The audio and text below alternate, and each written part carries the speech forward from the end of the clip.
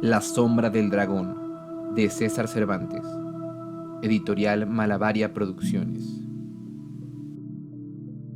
Capítulo 1. La paz del Señor.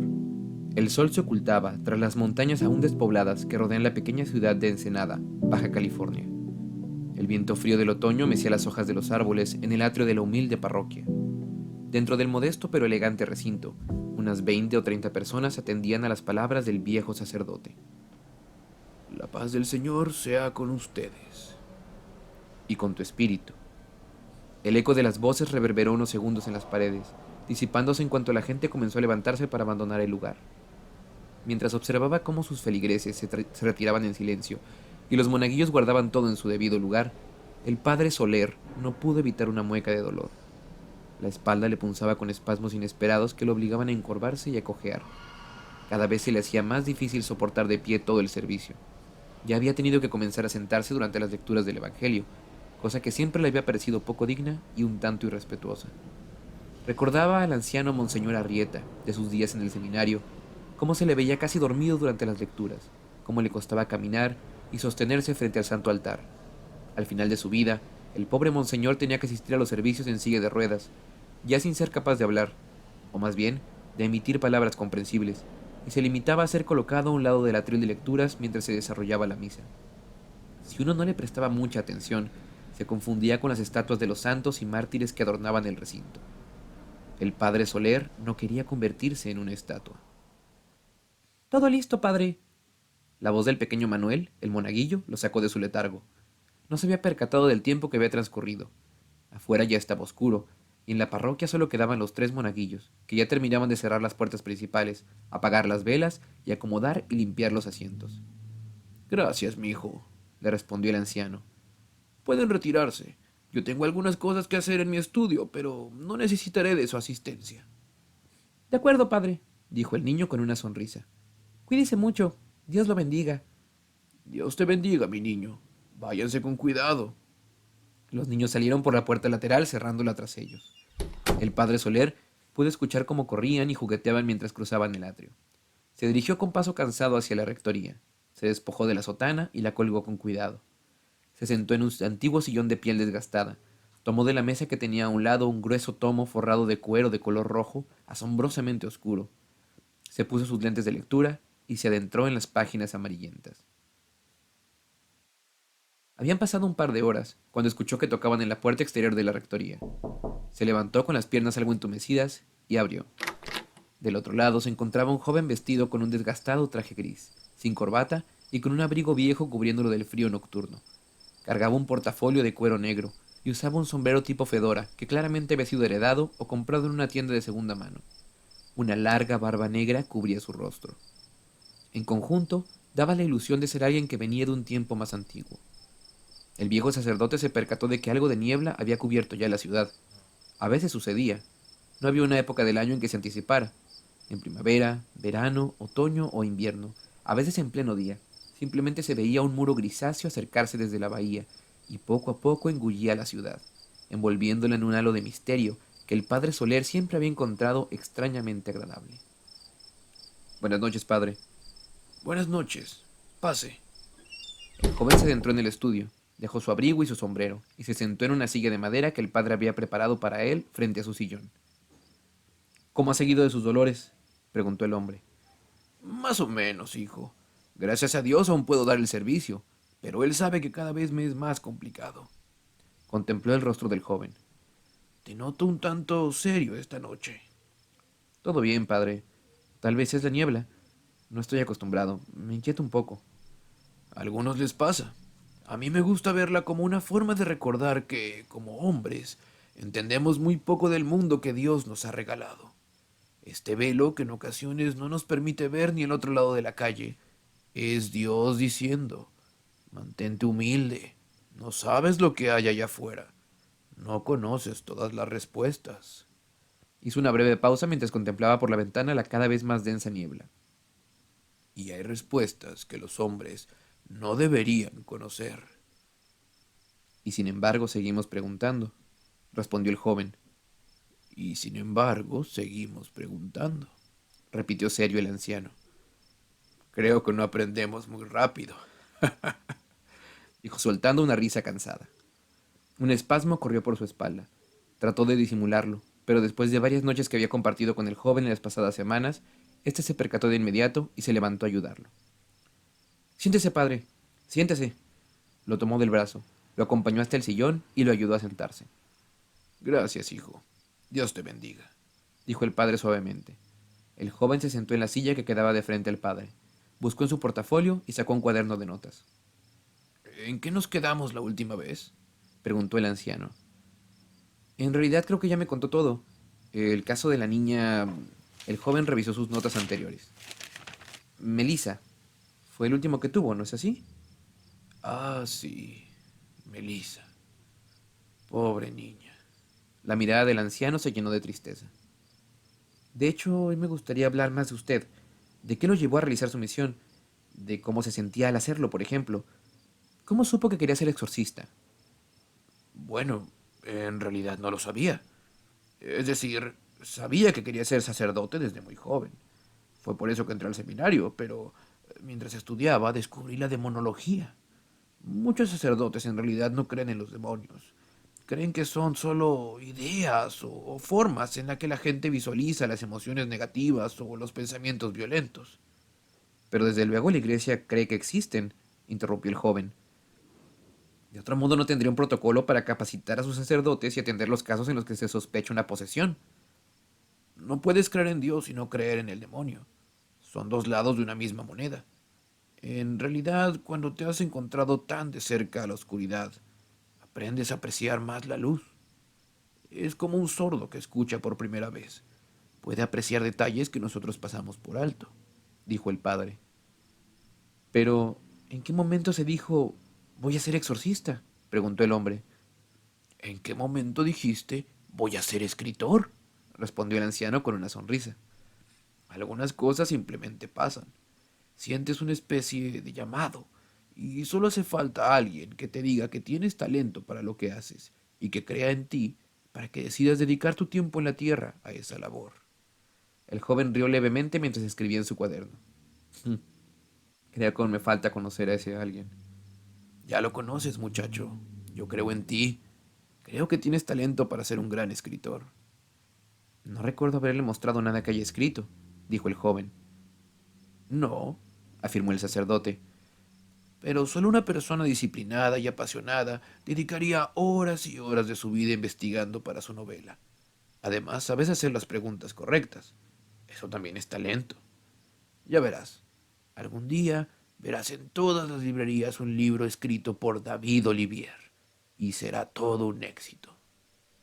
Gracias, padre, dijo David mientras miraba con tristeza al anciano. Su mirada se desvió hacia el libro rojo oscuro que descansaba en la mesita de al lado. ¿Ese es el libro que me comentó? El viejo cura tomó el pesado libro de la mesa y lo miró. En el frente tenía un extraño símbolo grabado en el cuero. Era de un color negro que casi se perdía con el tono sanguinolento del resto del libro. Daba la idea general de ser algún tipo de reptil. ¿Qué significa ese símbolo? Preguntó el escritor. Este es el símbolo de una antigua orden satánica. Ordo Draconis, la Orden del Dragón. Se dice que fue la primera y que a partir de ella fueron desarrollándose después todas las demás. ¿Y esta era su Biblia? El joven se interrumpió bruscamente. Perdone, no quiero ser blasfemo o irrespetuoso. Quise decir que si este era su libro sagrado. El padre Soler se rió de una manera que lo hizo ver un poco más joven a ojos del escritor. Se necesita más que una pequeña blasfema involuntaria para asustarme, mi estimado muchacho. Sí, podrías decir que esta era su Biblia, al menos para ellos. Era igual de importante como para nosotros lo es el Santo Evangelio. En este libro se guarda su historia, sus tradiciones e incluso sus rituales e invocaciones. Supongo que no es algo que se encuentre en cualquier biblioteca, bromeó David. Supones bien. Este ejemplar es de los pocos, si no el único que sobrevivió al fuego de la Santa Inquisición. El joven escritor se quedó sorprendido. ¿La Santa Inquisición?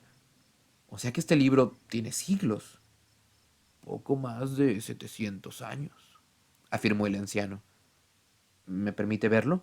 Preguntó el escritor. El padre miró al joven.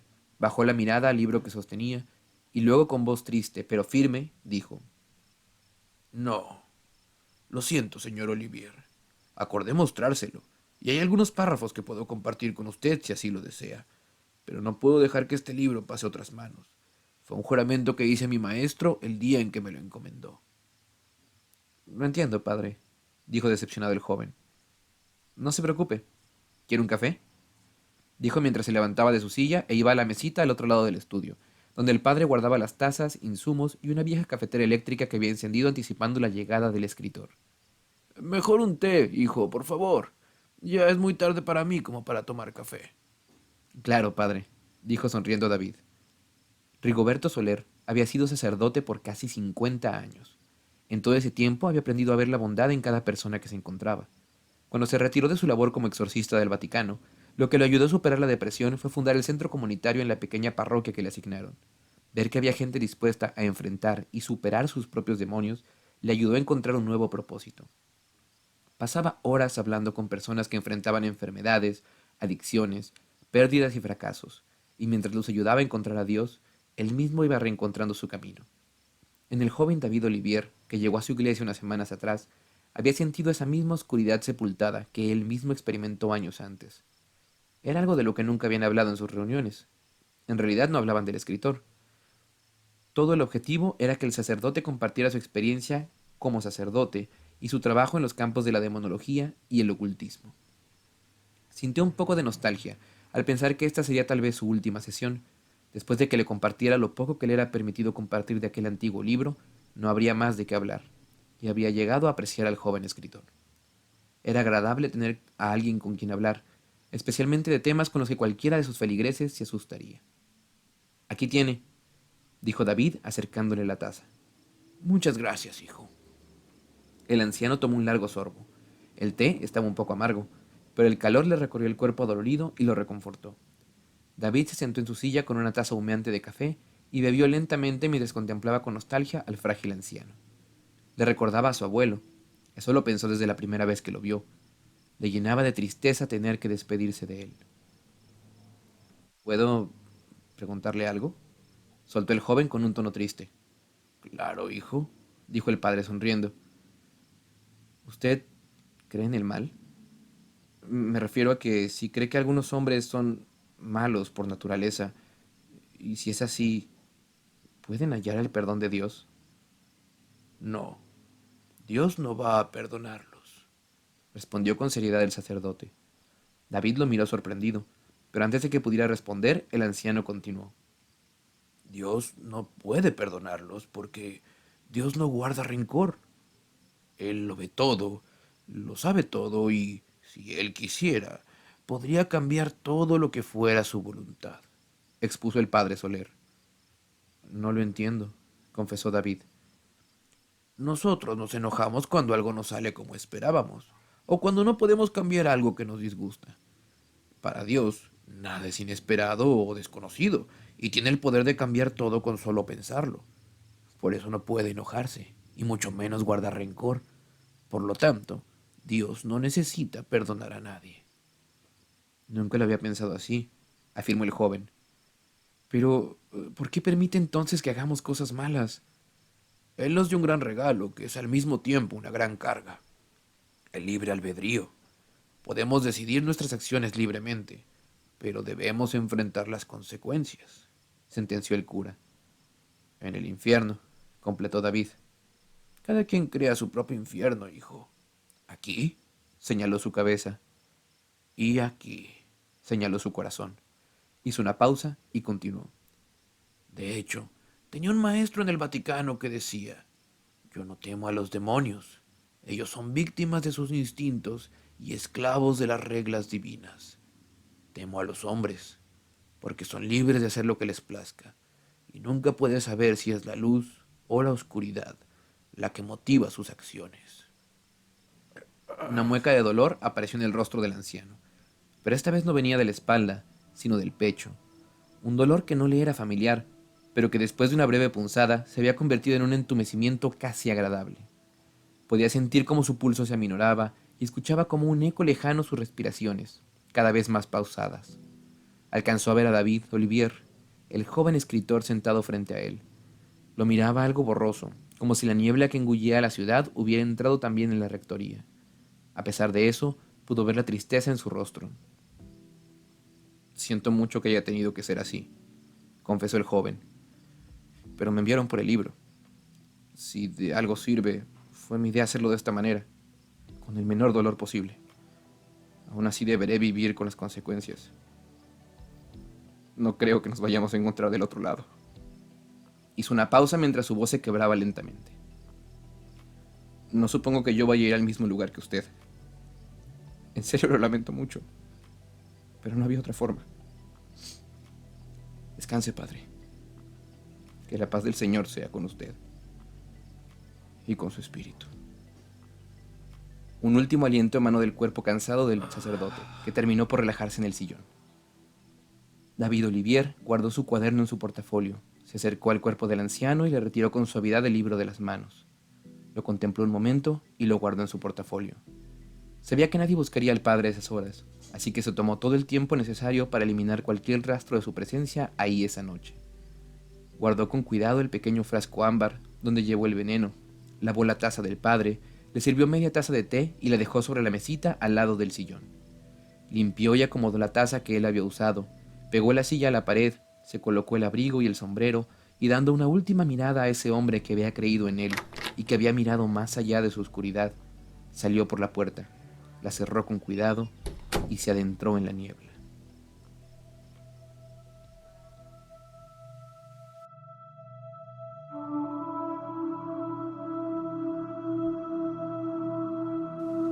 La sombra del dragón, de César Cervantes. Este audiolibro es una producción de Malabaria Producciones. Puedes encontrarnos en las redes como Malabaria MX. Dale like, comparte y sigue nuestro canal para próximos capítulos. Si quieres tener toda la historia sin esperar, puedes encontrar la novela de La sombra del dragón en Amazon, en formato físico y digital.